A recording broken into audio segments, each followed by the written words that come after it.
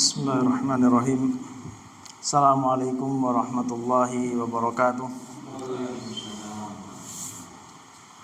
Alhamdulillah wassalatu wassalamu ala Rasulillah wa ala alihi wa sahbihi wa man wallah. Wala haula wala quwata illa billahi amma ba'd. Segala puji dan syukur kita panjatkan pada Allah Subhanahu wa taala yang telah memberikan kita nikmat dan kesempatan untuk sholat maghrib secara berjamaah dan kemudian mengisi waktu di antara maghrib dan isya dengan mempelajari agama dan syariat Allah Subhanahu wa taala. Dalam hadis disebutkan majtama'a qaumun fi baitin min buyutillah. Terus kita ulangi, hadis ini tidaklah suatu kaum berkumpul di salah satu rumah Allah, yatluna kitaballah wa yatadarasunahu bainahum. Mereka mempelajari agama Allah, mempelajari syariat nabinya yang diturunkan oleh Allah, syariat Allah yang diturunkan kepada nabinya. Illa nazalat alaihimus sakinah, kecuali akan Allah limpahkan kepada mereka sakinah, ketenangan. Mereka berkumpul di salah satu rumah Allah dan ini adalah rumah Allah, yaitu masjid. Wa ghasyiyatuhumur rahmah, dan Allah melimpahkan kepada mereka rahmatnya. Wa dzakarahumullahu fi man indah, dan Allah sebut orang-orang yang berkumpul di majlis dalam rumah Allah ini disebut oleh Allah di antara para malaikatnya di langit yang ketujuh. Taib, pertemuan yang kemarin kita sudah membahas tentang Isra dan Mi'raj. Tentang Isra dan Mi'raj. Kita sudah selesai dari pembahasan ini, di mana pembahasan Isra dan Mi'raj merupakan pembahasan yang agung, yang di mana syariat salat diperintahkan oleh Allah langsung dari atas langit, dari atas langit yang ketujuh. Di atas langit yang ketujuh Allah memerintahkan nabinya itu salat, dan pembeda antara orang muslim dan orang kafir adalah salat. Taib. Kemarin juga disebutkan bahwasannya salat diperintahkan atau disyariatkan 5 rakaat berapa kali? 5 rakaat dalam, atau berapa kali? 5 kali dalam sehari. Dan setiap satu kali sholat itu bermacam-macam, ya. Aslinya sholat itu diperintahkan oleh Allah 2 rakaat, ya. Kita akan bahas detail sebelum kita masuk ke pembahasan selanjutnya, yaitu bai'ah Aqabah. Bai'at Aqabah yang pertama, ya. Kalau di kitab disebutkan setelah pembahasan Isra dan Mi'raj langsung masuk ke dalam bab bai'at. Tidak disebutkan bagaimana syariat salat itu diperinci, ya. Di dalam bab ini, dalam kitab tidak disebutkan. Maka di sini kita kemarin sudah terbayang atau sudah paham bahwasannya salat Allah perintahkan kepada nabinya Muhammad SAW langsung dari atas langit yang ketujuh. Berapa? 5, pahalanya 50 kali, ya. Aslinya 50 rakaat. Aslinya 50 kali dalam sehari. Tapi Allah memberikan bonus keringanan oleh Nabi Muhammad kepada umatnya, khusus pada umatnya ini 5 kali dalam sehari, yaitu salat subuh, salat duhur, salat asar, salat maghrib, dan salat isya. 5 kali dalam sehari. Namun di dalam kitab tidak disebutkan bagaimana rinciannya. Salat subuh berapa rakaat, salat duhur berapa rakaat. Ini baru dirincikan di hadis yang lain. Kita baca hadisnya.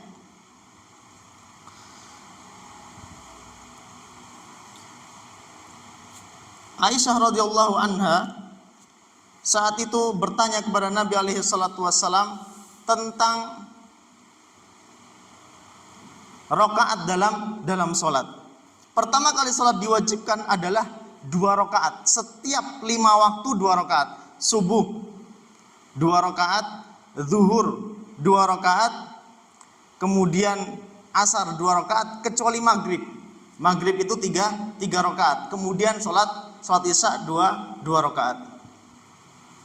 Nah, disinilah Jibril alaihi salam, tadi Aisyah radhiyallahu taala anha bertanya, "Furidatis salatu rakaatain." Salat itu difardukan atau diwajibkan 2 rakaat saja. Kecuali tadi apa? Salat maghrib. Jadi subuh 2 rakaat, kemudian zuhur 2 rakaat, kemudian asar 2 rakaat, kecuali maghrib. Maghrib masih 3 rakaat, isya 2 rakaat. Summa hajaron Nabi sallallahu alaihi wasallam fa furidat arba'an. Jadi 2 rakaat ini Nabi sallallahu alaihi wasallam melaksanakan tatkala dari Makkah sampai nanti Nabi hijrah ke Madinah. Ketika Nabi hijrah ke Madinah, fahajaron Nabi sallallahu alaihi wasallam fa furidat arba'an. Dirubahlah dari 2 menjadi 4. Tetap salat subuh menjadi 2 rakaat, lalu yang tadinya 2 salat zuhur dirubah menjadi 4 rakaat. Kemudian salat asar dirubah menjadi 4 rakaat. Salat maghrib tetap. Kemudian salat isya dirubah lagi menjadi 4 rakaat. Wa turikat salatus safari alal awwal. Dari hadis Aisyah radhiyallahu taala anha ini dikatakan bahwasannya salatnya musafir itu dikembalikan ke awal, yaitu 2 rakaat. Nah, inilah kenapa ketika orang yang safar itu ada sunnah untuk jamak dan qashar, yaitu 2 rakaat. Nah, makanya di sini furidatis salat rakaatain. Awalnya ketika syariat itu turun, Nabi diperintahkan untuk salat 2 rakaat, 2 rakaat. Sampai fase di mana Nabi alaihi wasallam hijrah ke Madinah. Ketika Nabi hijrah ke Madinah dirubah oleh Allah menjadi 4 rakaat. 4 rakaat. Kemudian wa turikat salatis safar alal awal. Salatnya orang yang safar itu dikembalikan ke asalnya, ke awalnya, yaitu apa? 2 rakaat.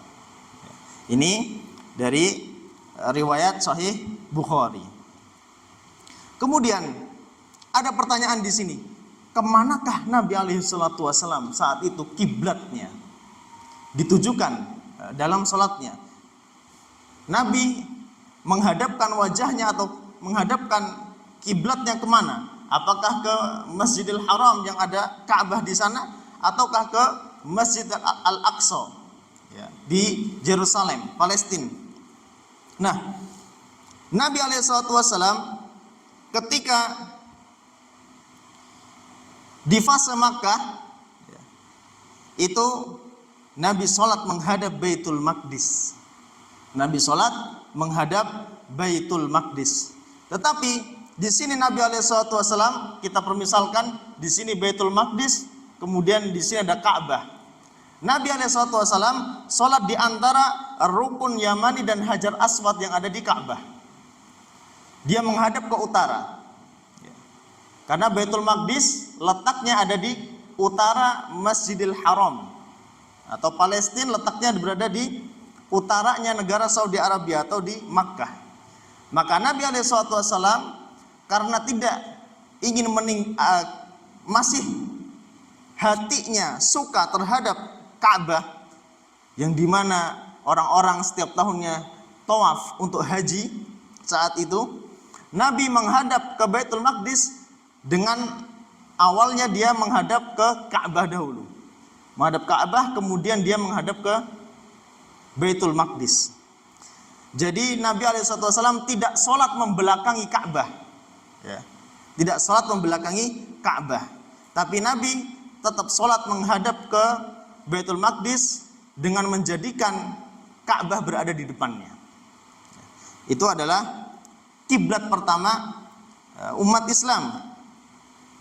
Lalu kemudian tatkala Nabi alaihi salatu wasallam hijrah ke Madinah, otomatis ketika Nabi hijrah ke Madinah dan Madinah itu letaknya berada di tengah, otomatis Ka'bah berada di belakangnya dan Masjidil Aqsa berada di depannya.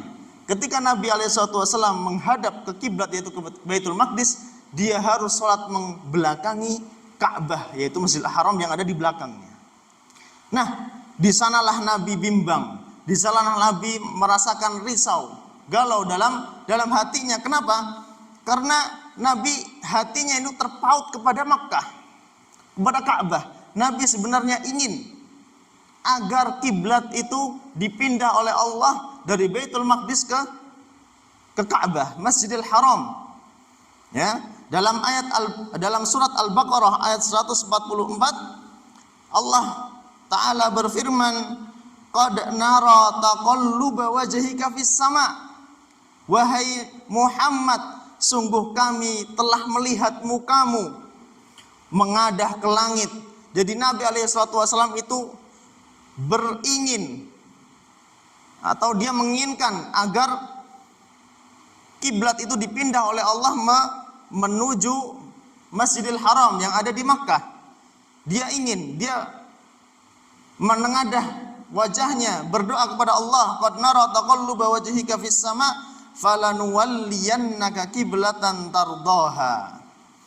Maka sungguh kami akan memalingkan kamu ke kiblat yang kamu sukai. Tadi yang awalnya kiblat itu berada di Masjid Al-Aqsa di Palestina, ya, tapi Nabi hatinya suka untuk kiblat itu berada di Masjidil Haram. Karena Nabi tidak ingin membelakangi Ka'bah. Ya. Tidak ingin membelakangi Ka'bah. Fawalli wajhaka syatral Masjidil Haram. Lalu palingkanlah wajahmu ke kiblat yang kamu sukai, yaitu ke Masjidil Haram, syatral Masjidil Haram. Wa haitsuma kuntum fawallu wujuhakum syatrah. Dan di mana saja kamu berada wahai Muhammad, palingkanlah mukamu atau kiblatmu kemana? Ke Masjidil Haram. Di Madinah, Nabi saat di Madinah dia harus memalingkan ke selatan, yaitu ke Masjidil Haram. Kemudian ketika berada di Taif, berarti kalau berada di Taif antara selatan dan barat itu disebut dengan apa? Antara selatan dan barat, barat daya, ya, barat daya. Di manakah engkau berada wahai Muhammad, maka palingkanlah mukamu atau kiblatmu ke Masjidil Haram, yaitu ke selatan.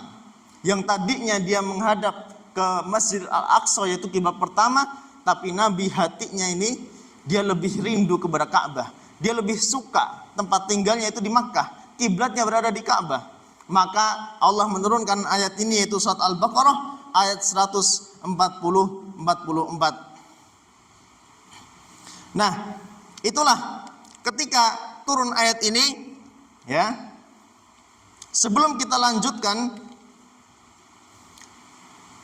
tadi sudah disebutkan bahwasannya sholat itu disyariatkan pertama kali 2 rakaat, kemudian Allah berubah menjadi 4 rakaat, kecuali sholatnya orang yang safar, bepergian, orang yang safar. Ya, safar itu jaraknya itu banyak perbedaan pendapat para ulama. Ada yang 1 jam, ada yang berkilo-kilo dan seterusnya.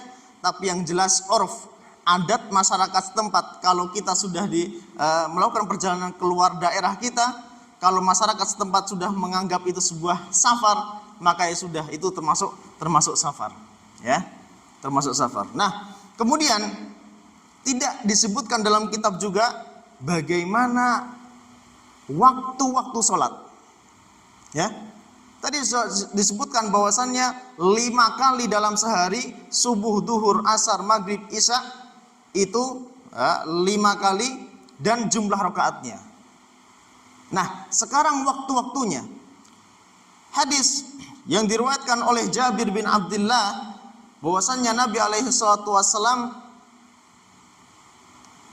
kemarin kita sudah sebutkan bahwasannya Nabi kembali ke Makkah setelah Allah Isra'kan ke Masjidil Haram, ke Masjidil Aqsa, kemudian Allah mi'rajkan ke langit yang ketujuh, beliau dipulangkan atau digembalikan oleh Allah tepat sebelum subuh dalam satu malam. Pagi harinya, ya, Nabi SAW mengabarkan kepada kaum kafir Quraisy. Saat itu mereka tidak percaya. Lalu kemudian siang harinya Jibril SAW ja'a ilan Nabi SAW, datang kepada Nabi dan mengatakan, kum fasalli, bangkitlah wahai Muhammad dan salatlah. Saat itu di siang hari. Kapan? Fasallad duhra hina zalatis syams. Nah ini, Nabi SAW salat duhur ketika apa? Zalat, matahari condong ke arah barat. Ini waktu salat duhur. Summa ja'al asar, tatkala masuk waktu asar, faqala Jibril kemudian datang lagi dan mengatakan kepada Muhammad, wahai Muhammad, kum fasalli, bangkitlah dan salatlah. Fasallal asra hina sara dilli kulli syai'in misluh. Salat asar saat itu dilakukan ketika suatu benda, bayangan dari suatu benda itu sama, ya, dari bentuk aslinya. Jadi bayangan dari suatu benda itu sama. Kalau benda itu 1 meter dari atas tanah, maka bayangannya juga 1 meter. Ketika itulah sholat asar dilaksanakan. Kemudian summa ja'ahul maghrib, pada waktu petang menjelang atau memasuki waktu petang, yaitu sholat maghrib, faqala kum fasalli, datanglah Jibril dan mengatakan, bangkitlah wahai Muhammad dan sholatlah. Fasallal maghrib hina wajabatis syams. Sholat maghrib dilaksanakan oleh Nabi ketika matahari sudah tenggelam. Ketika matahari sudah tenggelam di ufuk barat. Ini kalau zaman kita sekarang bisa dilihat di tanah lapang, di padang pasir, atau di atas ketinggian, di atas gunung dan laut. Itu kita bisa melihat langsung bagaimana matahari terbenam di ufuk barat. Kemudian summa ja'ahul isya, di waktu isya Jibril datang lagi kepada Nabi Muhammad SAW, faqala kum fasalli, bangkitlah wahai Muhammad dan salatlah. Fasallal isya hina ghabas syafaq. Nabi diperintahkan oleh Jibril untuk salat isya tatkala apa? Tatkala mega merah, ya. Mega merah itu ghaba, hilang dari langit, ya. Hilang dari langit, saat itulah masuk waktu isya. Summa ja'ahul fajr, setelah 1 malam berakhir, datanglah waktu fajar. Jibril datang lagi kepada Nabi Muhammad, kum fasalli, bangkitlah wahai Muhammad dan salatlah. Summa jaa summa jaa hina barak al-fajr au qala sata'ul fajr. Nabi salat pada waktu fajar tatkala apa?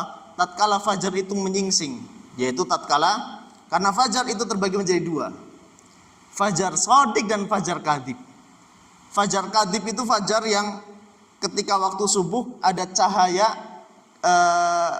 dia horizontal atau vertikal? Horizontal, ya. Dia cahayanya horizontal, itu fajar kadhib, ya. Nah, ketika fajar kadhib itu muncul, kita tidak bisa untuk melaksanakan sholat fajar atau sholat subuh.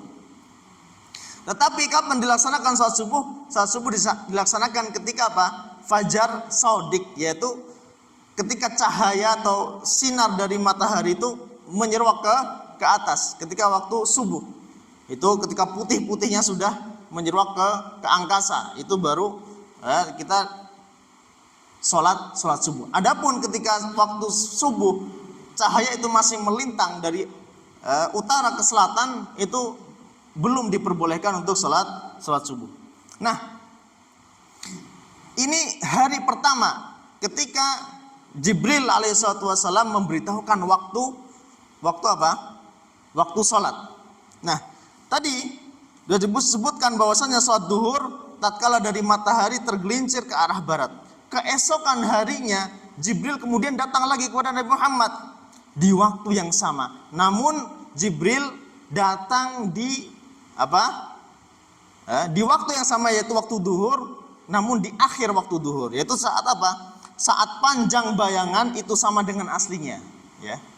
Jadi kita bisa simpulkan bahwasanya salat duhur itu dilaksanakan tatkala suatu benda kita taruh di lapangan atau di teras. Waktu duhur itu masuknya ketika zalat asyams, condong ke arah barat. Ketika matahari condong ke arah barat, maka itu sudah masuk ke waktu duhur. Berakhir ketika kapan? Ketika bayangan dari suatu benda itu sama dengan bentuk aslinya. Itu baru masuk waktu asar dan berakhirnya waktu duhur. Begitu juga waktu asar. Waktu asar itu dimulai ketika bayangan dari suatu benda itu sama dengan bentuk aslinya sampai kapan? Sampai sara kulli syai'in misluh, sara dhillu kulli syai'in misluh. Sampai panjang bayangan itu 2 kali lipat dari bentuk aslinya. Jadi misal tadi bayangannya 1 meter dan bentuknya 1 meter, berarti kalau asar itu berakhir 2 kali lipatnya, 2 meter bayangannya. Nah, seperti itu. Kemudian sama dengan waktu maghrib. Waktu maghrib itu tatkala matahari tenggelam, tepat tatkala matahari tenggelam, sampai kapan? Sampai ghabas syafaq, hilangnya mega merah, ya. Kita sebut mega merah, ya. Kita sebut mega merah yang ada di langit malam hari itu hilang. Itulah masuk waktu isya dan berakhirnya waktu maghrib. Berakhirnya waktu maghrib.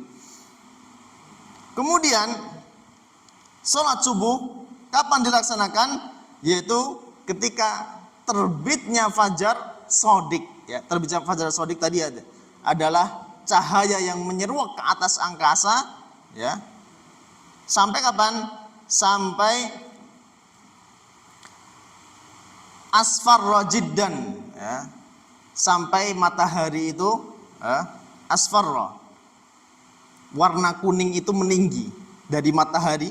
Sebelum fisik dari matahari itu terbit sunrise dari ufuk timur, itu dia didahului dengan warna kuning yang sangat jelas, sangat pekat. Nah, itulah berakhirnya waktu subuh.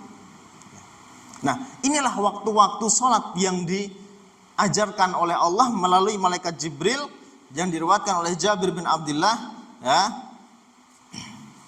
dalam Irwaul Ghalil, dan hadis ini disahihkan oleh Al-Imam Al-Albani rahimahullahu taala.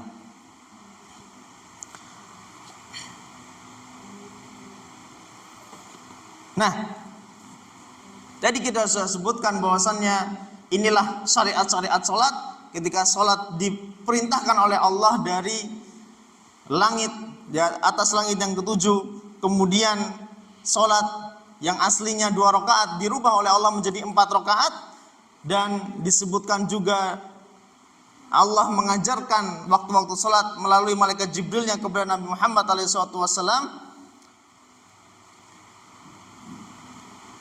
Saat itu ketika tadi surat Al-Baqarah turun ayat 144 kepada Nabi SAW, Nabi sedang berada di perumahan Bani Salamah, Dar Bani Salamah, untuk mengunjungi orang-orang yang sakit. Dan saat itulah Nabi merubah kiblatnya dari Masjidil Aqsa ke Masjidil Haram. Makanya kalau sekarang disebut dengan tempatnya yaitu Masjid Qiblatain, Masjid 2 kiblat, ya. Yang aslinya kaum muslimin, umat Islam itu menghadapkan kiblatnya ke Baitul Maqdis, ke Palestina, ke arah utara. Lalu Allah menyuruh nabinya melalui ayat ini untuk merubah posisi kiblat ke selatan, yaitu ke arah Masjid Al-Haram di Ka'bah Al-Musyarrafah.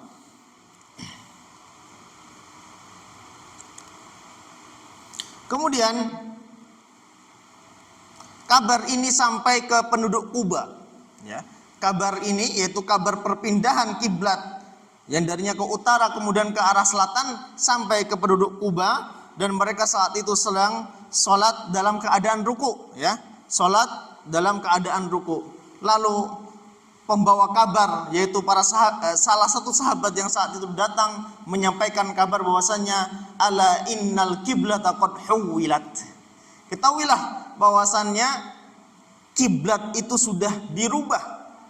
Dan saat itu juga ketika mereka para sahabat dalam kondisi ruku mendengar kabar itu, ya, mereka langsung tanpa jeda dalam kondisi ruku merubah arah posisinya ke Masjidil Haram, yaitu ke arah selatan. Nah, inilah sedikit dari pembahasan tentang sholat. Kemudian kita masuk ke pembahasan Bai'ah Al-Aqabah Al-Ula, Bai'at Aqabah yang pertama, yaitu di mana dalam kitab ini, yaitu Is'adul Bariyah Bisarhil Khulasa Al-Bahiyah Fi Tartibi Ahdasis Sirah An-Nabawiyah, karya Syekh Wahid bin Abdussalam Bali hafizahullah. Beliau merupakan salah satu dosen di Sofwa University di Mesir, ya. Beliau menuliskan wa fi mausimil hajj fi min hadhihi sanah. Masih di tahun yang sama, yaitu tahun apa? Tahun di mana Isra dan Mi'raj itu terjadi, yaitu tahun ke-12. Wa fi mausimil hajj min hadhihi sanah, masih pada tahun ini, ya, kejadiannya wafahu isna asyara rajulan, datang utusan kepada Nabi SAW sebanyak 12 orang, ya, sebanyak 12 orang. Minal ansar, dari kaum Ansor. Di Madinah ada kaum Khazraj, ya, ada suku Khazraj, ada suku Aus, ya. Ansor di sini adalah penolong umat Islam tatkala mereka hijrah dari mana? Dari Makkah ke Madinah. Namun suku-suku yang ada di Madinah saat itu, mereka yang terkenal adalah suku Aus dan Khazraj. Ba'duhum mimman laqiyan Nabiy sallallahu alaihi wasallam fi mausimis sabiq. Sebagian dari mereka ini mereka sudah ada yang pernah datang sebelumnya di tahun lalu, ya. Nanti kita sebutkan siapa saja orang-orangnya. Fabaya'uhu indal Aqabah, lalu mereka membaiat Nabi, ya, indal Aqabah, satu tempat yang bernama Aqabah. Fasummiyat bi bai'atil Aqabatil Ula. Disinilah disebut kejadian ini dengan baiat Aqabah yang pertama. Wa arsala ma'ahum Mus'ab ibn Umair. Lalu Nabi setelah membaiat para sahabat ini, Nabi mengirimkan kepada penduduk Madinah seseorang yang bernama Mus'ab bin Umair, yuqri'uhumul Qur'an, untuk membacakan kepada mereka, yaitu penduduk Madinah, Al-Qur'an. Fa aslama ala yadayhi katsirum min ahlil Madinah. Maka melalui tangannya, tentunya dengan izin Allah, melalui kerja keras dan perjuangannya Mus'ab bin Umair berdakwah di Madinah, banyak dari penduduk Madinah yang masuk ke dalam Islam. Nah, pada tahun ini, yaitu tahun ke-12, orang-orang Ansar atau penduduk Madinah datang kepada Nabi, ya, berjumlah 12 orang, yang mana sebelumnya mereka pernah datang kepada Nabi berjumlah 6 orang, ya. 6 orang yang disebutkan di sana nama-namanya dari suku Khazraj, yaitu adalah As'ad bin Zurarah, itu yang pertama, bernama As'ad bin Zurarah. Kemudian yang kedua Auf bin Al-Haris bin Rifa'ah bin Afra. Orang kedua bernama Auf bin Al-Haris bin Rifa'ah bin Afra. Kemudian orang ketiga bernama Rafi' bin Malik bin Ajlan. Rafi' bin Malik bin Ajlan. Orang keempat yang menemui Nabi di tahun sebelumnya adalah Qutbah bin Amir bin Hadidah. Qutbah bin Amir bin Hadidah. Itu orang yang keempat. Kemudian orang yang kelima adalah Uqbah bin Amir. Uqbah bin Amir. Dan yang keenam beliau adalah Jabir bin Abdullah.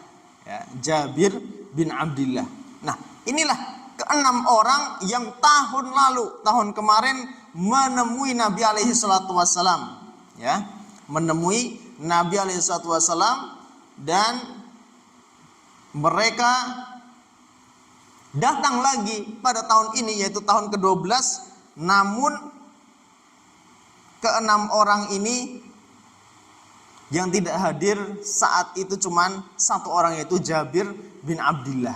Nah, berarti yang tahun lalu datang itu cuma 5 orang saja, ditambah dengan 7 orang, ya, 7 orang berikutnya. Yang pertama ada Mu'ad bin Haris, ya. Mu'ad bin Haris itu orang tambahannya. Kemudian yang kedua bernama Zakwan bin Abdul Qais. Yang kedua bernama Zakwan bin Abdul Qais.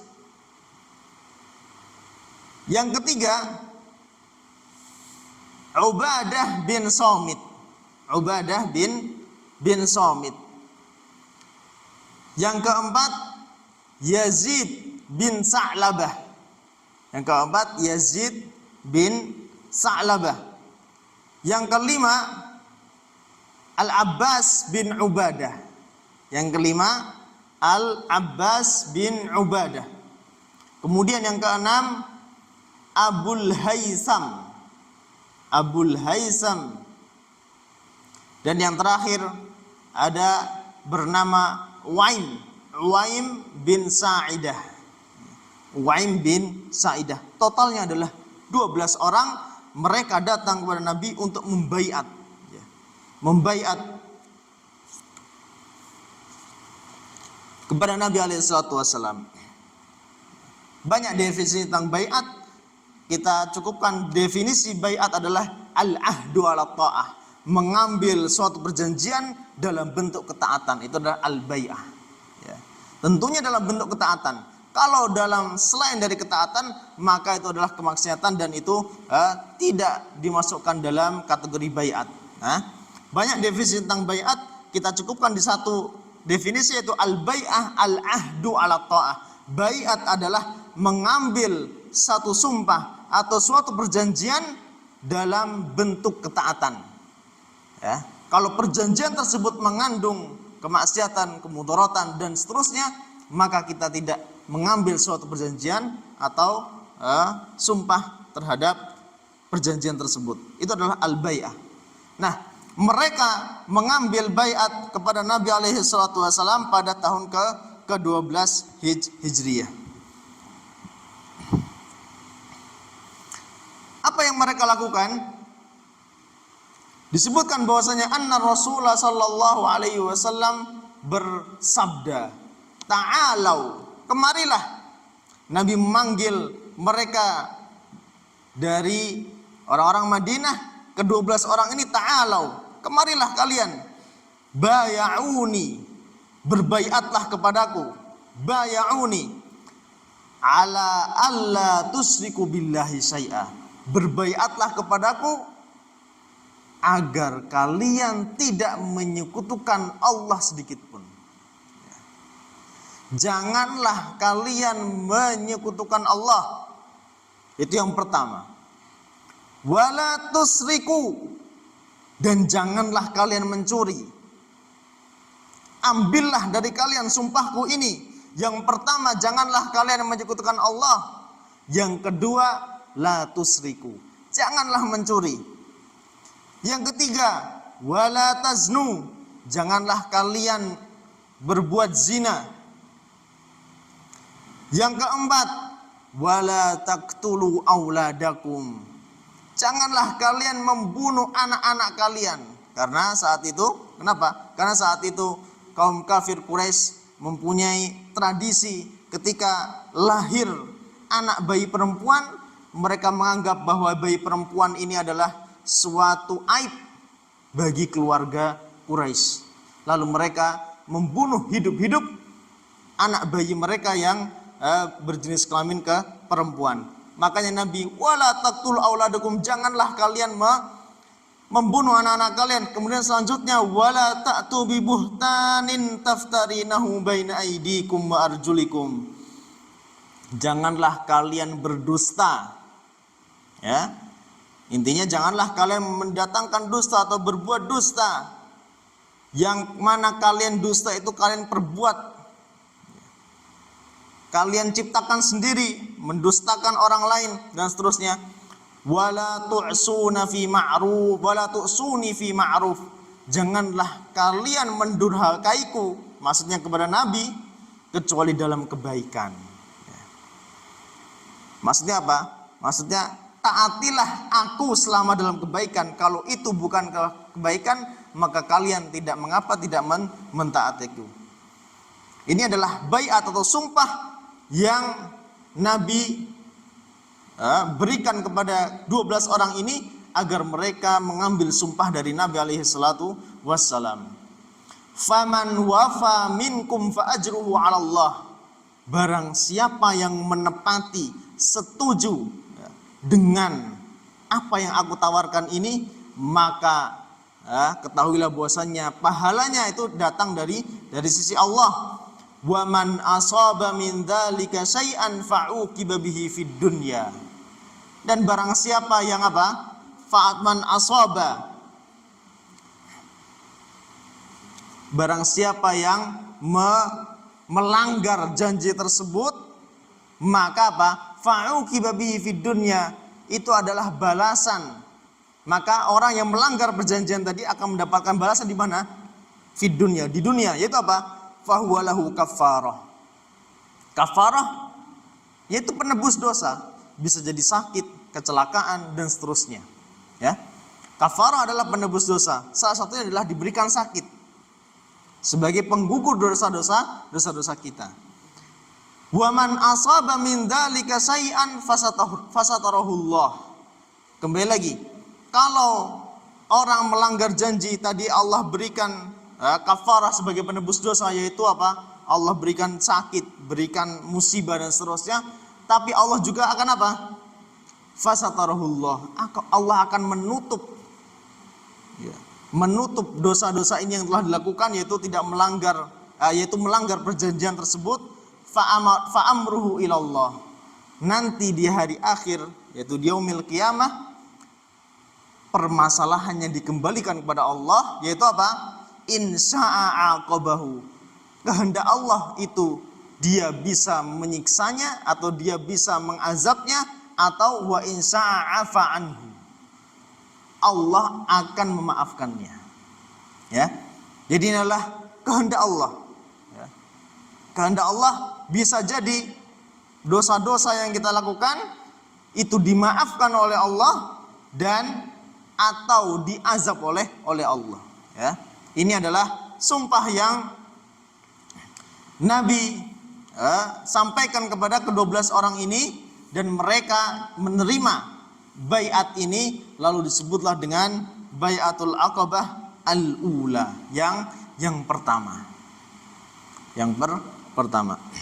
Kemudian setelah mereka mengambil sumpah atau perjanjian kepada Nabi alaihi wasallam, ba'da an tammatil bai'ah intahal mausim ba'asan nabi ma'a haula'il mubayyi'in awwalu safirin fi Yasrib. tatkala sudah selesai kejadian ini, yaitu kejadian Baiat Al-Aqabah yang pertama, Nabi mengirim utusannya. Di sini disebutkan safir. Safir itu kalau dalam bahasa modern disebut dengan duta besar. Ya. Duta besar. Kalau dalam bahasa modern sekarang kita menyebutnya, terjemahannya dengan duta besar. Ya. Nah, Nabi sengaja memilih duta umat Islam untuk Nabi taruh, Nabi tempatkan di Madinah, ya. Agar apa? Agar duta Islam ini menyebarkan Islam kemana? Ke masyarakat Madinah saat itu. Wa yufaqqihum fid din, dan agar duta umat Islam ini memahamkan pemahaman Islam kepada masyarakat Madinah. Wal yaquma binasril Islam, kemudian juga menyebarkan agama Islam di sana, bainal ladina lam yazalu ala syirk, di mana mereka penduduk Madinah sebagian masih ada yang berbuat kesyirikan.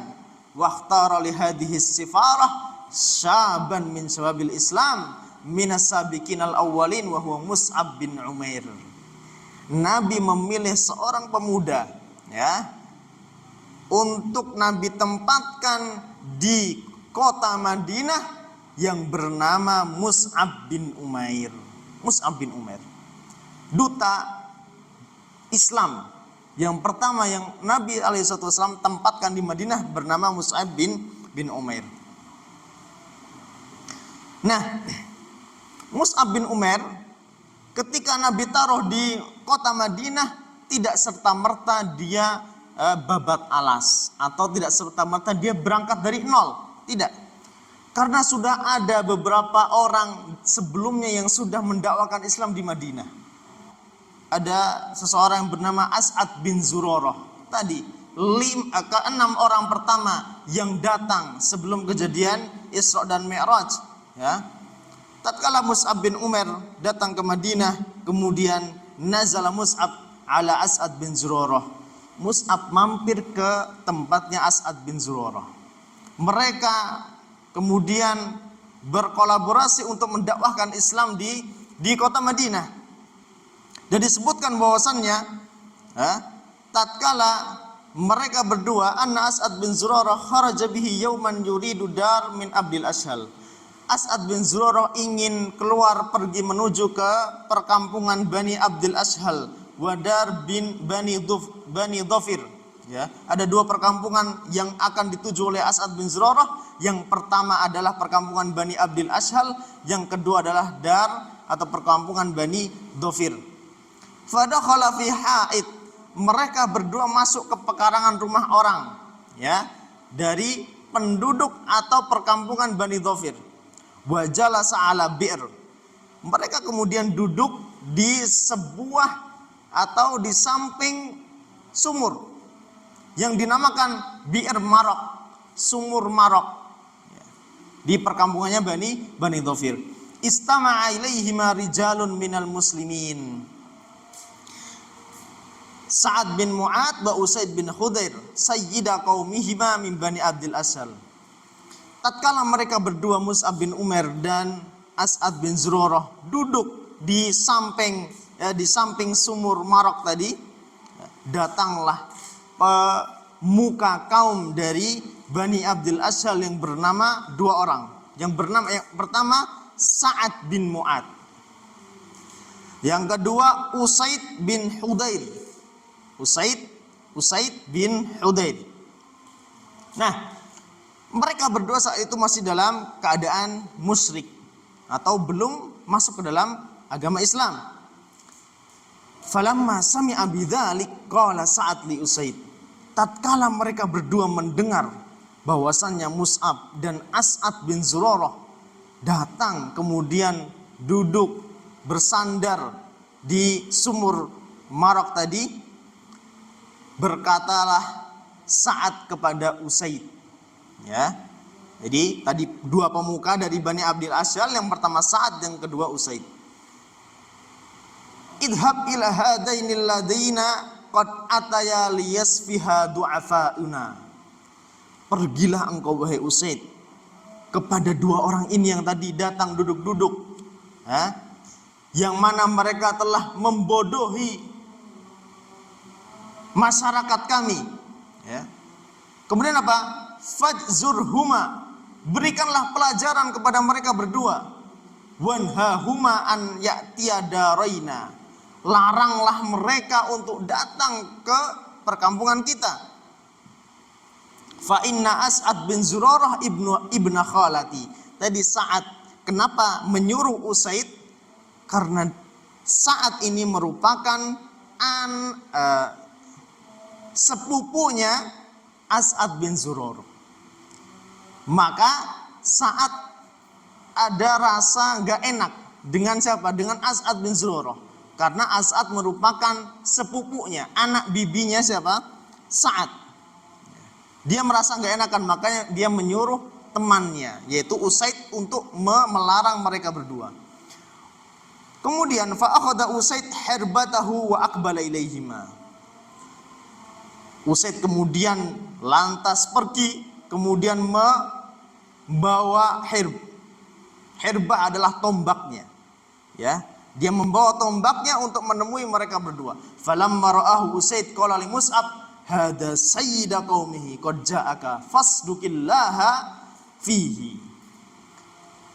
As'ad bin Zurarah, ya, yang saat itu sedang menemani Mus'ab, mengatakan ketika melihat Usaid dari kejauhan, wahai Mus'ab, bahwasannya yang datang ini adalah pemuka masyarakat di sini, maka fasdukillah, maka engkau benarkanlah ucapanmu. Maksudnya adalah engkau berbicara dengan sesuatu yang benar, wahai Mus'ab. Qala Mus'ab in yajlis ukallimahu. Mus'ab kemudian mengatakan atau menjawab, kalau dia datang kemudian duduk, maka kita akan berdialog kepadanya. Waja'a Usaid fawaqafa alaihima mutasyattiman. Datanglah Usaid dengan menenteng tombaknya dengan wajah penuh dengan beringas dan penuh dengan kebencian, mutasyattiman. Wa qala ma ja'a bikuma ilaina. Apa yang engkau bawa? Agama apa yang engkau bawa kepada kami, wahai Mus'ab dan wahai As'ad bin Zurarah? Tusaffihuna du'afauna, engkau membodohi masyarakat kecil kami. Itu kata Usaid. I'tazalana in kanat lakuma bi anfusikum hajah. Menjauhlah dari kami kalau tidak ada keperluan. Faqala lahu Mus'ab, awatajlis fatasma. Mus'ab dengan sangat-sangat toleransinya dia menjawab atau menanggapi Usaid yang penuh dengan kebencian dan amarah, tidaklah engkau duduk wahai saudaraku dan engkau mendengarkan apa yang akan aku sampaikan. Fa in radita amran qabiltahu. Kalau engkau menerima apa yang aku sampaikan, maka itu untukmu. Wa in karihtahu kuffa'an ma takrah. Kalau engkau membenci apa yang aku sampaikan, maka aku akan pergi dari sini. Faqala ansofta, aku setuju. Summa raqaza harbatahu wa jalasa. Tatkala dia tadi Usaid menenteng tombaknya, waqafa raqaza harbatahu, dia menancapkan tombaknya di atas tanah, kemudian jalasa, duduk dia. Dari dia amarah, kemudian dia bisa menjadi duduk dan mendengarkan. Fakallamahu Mus'ab bil Islam. Mus'ab menyampaikan tentang Islam di hadapan Usaid. Wa ta'ala alaihil Qur'an, dan membacakan di hadapan Usaid Al-Quran. Qala fa wallahi la'arafna fi wajhihi al-Islam qabla an yatakallama. Ya, kita melihat wahai Mus'ab bahwasannya di wajahnya Usaid itu sudah menerima Islam, yaitu dengan wajahnya yang berubah menjadi bahagia, bersinar dan seterusnya. Summa qala ma ahsana hada wa ajmalah. Sungguh indah apa yang kau sampaikan ini wahai Mus'ab, ya. Sungguh indah. Kaifa tasna'una idza aradtum an tadkhulu fi hadzal din? Apa yang kalian lakukan kalau bagaimana seseorang ingin masuk ke dalam agama kalian? Bagaimana caranya? Dia bertanya kepada Mus'ab. Faqala lahu taktasil, engkau mandi wahai Usaid, wa tutahhir saubak, engkau cuci pakaianmu, summa tashhad syahadatal haq, kemudian engkau mengucapkan syahadat yang benar, summa tusalli rakaatain, kemudian engkau salat 2 rakaat, faqama waqtasala wa tahhara saubahu wa tashhada wa shalla rakaatain. Kemudian Usaid melakukan apa yang tadi diperintahkan oleh Mus'ab, lalu inna warai rajulan in tabi'ukuma lam yatakhallaf anhu ahadan min qaumi. Sesungguhnya di belakangku ada satu pemuka kaum lagi yang kalau dia masuk Islam maka pengikutnya atau masyarakatnya akan mengikuti engkau, apa yang engkau bawa. Di sinilah Usaid sudah masuk ke dalam Islam. Lalu kemudian kembalilah Usaid kepada kaumnya. Ini mau lanjut. Tatkala Usaid kembali kepada siapa tadi? Temannya, yaitu Sa'ad, ya. Sa'ad bin Mu'ad mengira dari arah jauh bahwasannya Usaid ini sudah berubah wajahnya. Lalu kemudian terjadilah apa yang terjadi, yaitu apa?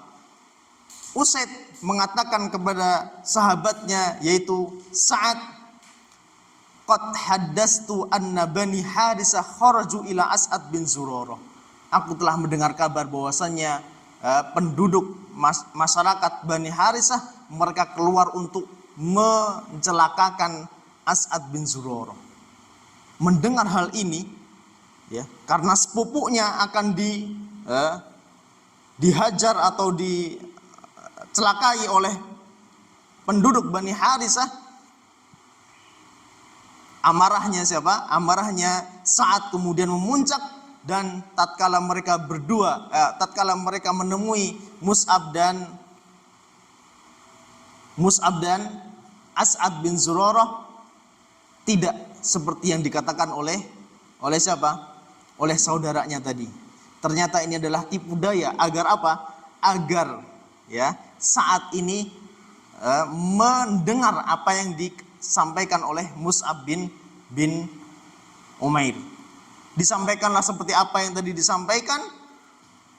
Tidaklah engkau duduk wahai Sa'ad dan mendengar apa yang akan aku sampaikan, ya. Duduklah Sa'ad dan kemudian bertanya tentang Islam. Disampaikanlah Islam oleh Sa'ad, oleh Mus'ab bin Umair. Kemudian dari sinilah Sa'ad bin Mu'ad masuk ke dalam Islam, menyusul saudaranya yaitu Usaid bin Hudair. Ini adalah dua pemuka kaum yang apa? Yang masuk ke dalam Islam melalui tangannya Mus'ab bin Umair. Tatkala Sa'ad bin Mu'ad masuk ke dalam Islam dan dia kembali kepada kaumnya, ada satu perkataan yang dikatakan oleh mereka atau kepada mereka, ya Bani Abdul Ashhal, wahai penduduk kaumku, kaifa ta'lamuna amri fikum, bagaimana pendapat kalian tentang diriku? Qalu sayyiduna wa afdaluna ra'ya, engkau adalah pemuka kami, engkau adalah pemimpin kami.